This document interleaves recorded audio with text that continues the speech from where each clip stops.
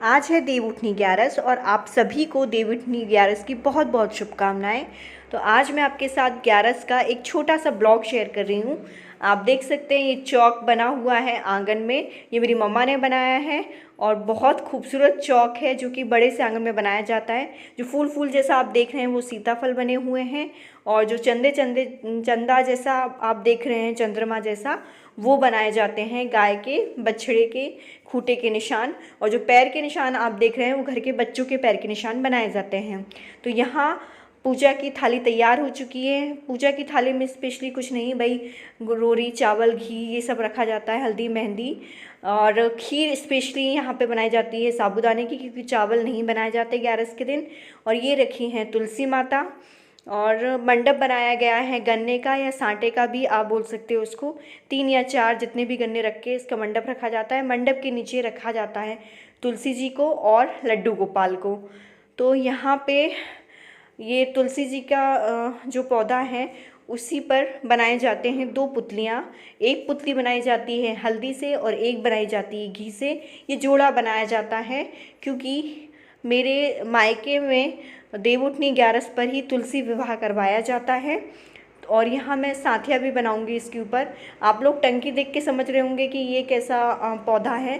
तो गमला फूट गया था इसलिए मेरी मम्मा ने ये टंकी में भी थोड़े से लगा दिए थे तुलसी, तो इसमें बहुत अच्छी हुई। हालांकि 3-4 पौधे और भी थे लेकिन सबसे अच्छा और हरा भरा यही पौधा था, इसलिए हमने यही पौधा लिया विवाह कराने के लिए। तो एक तरफ रखे जाते हैं लड्डू गोपाल और घी का दीपक लगाया जाता है। तो घर के बेटे से ये पूजा कराई जाती है। तो सबसे पहले कराई जाती है लड्डू गोपाल की और तुलसी जी की पूजा। इस दिन पूजा में मौसमी फल या सब्जियां रखी जाती हैं, जैसे कि सीताफल, आंवला, सिंघाड़े, बेर, मकोई और सब्जियों में हरी सब्जियां जैसे चने की भाजी, मेथी, ये सब रखा जाता है। बैगन, बहुत से लोग देवउठनी 11 पर पूजा करने के बाद ही ये खाते हैं, जो बड़े बुजुर्ग होते हैं वो। तब तक ये मौसमी जो सब्जियां होती हैं इस मौसम की वो नहीं खाई जाती, ये पूजा करने के बाद खाई जाती हैं। यहाँ मैं वीडियो फास्ट फॉरवर्ड कर रही हूँ क्योंकि वीडियो बहुत लंबा हो जाता। ये लास्ट में सारी पूजा करने के बाद घी गुड़ की धूप दी जाती है और भोग का पूड़ी या साबूदाने की खीर बनती है वो। और जो सेंटर में भगवान के पैर बनाए जाते हैं देवता के, वो मैं दिखा रही थी, जो कि फूल फल की वजह से सब ढक चुके थे। तो छोटे छोटे देवता के पैर बनाए जाते हैं जिनकी पूजा की जाती है। ये ठाकुर जी के ही पैर होते हैं और पीछे ठाकुर जी और रखी जाती हैं।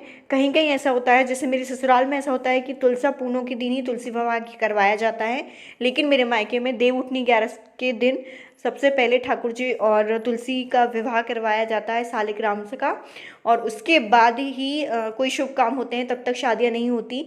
तो हिंदुओं में ये माना जाता है, हिंदू कैलेंडर के अनुसार, कि 6 महीने देवता सोते हैं और देवउठनी 11 पर वो उठते हैं। तो देवउठनी 11 पर ही हमारे यहाँ तुलसी विवाह करा दिया जाता है, उसके बाद ही विवाह होते हैं और कोई शुभ काम होता है, उससे पहले नहीं किया जाता है। तो मैं दिवाली करने के बाद अपने ससुराल में और 11 पर यहीं आती हूँ ज़्यादातर, क्योंकि मेरे ससुराल में ये पूजा वहाँ नहीं होती। दिवाली वाले दिन ही गन्ने की और जो मौसमी फल सब्जियां होती हैं उसकी पूजा कर ली जाती है।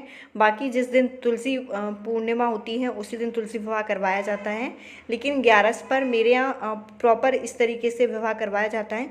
तो यहाँ मैं बिंदी लगा रही हूँ क्योंकि मेरी मम्मा बता रही हैं कि बिंदी, सुहागा, सब सामान माता जी को लगाइए, ताकि पूरी तरह अच्छे से माता को तैयार किया जाता है। तुलसी माता को उनके ऊपर चुनरी उड़ाई जाती है, कोई भी कोरा कपड़ा उनके ऊपर उड़ाया जाता है। उसके बाद वरमाला पहनाई जाती है।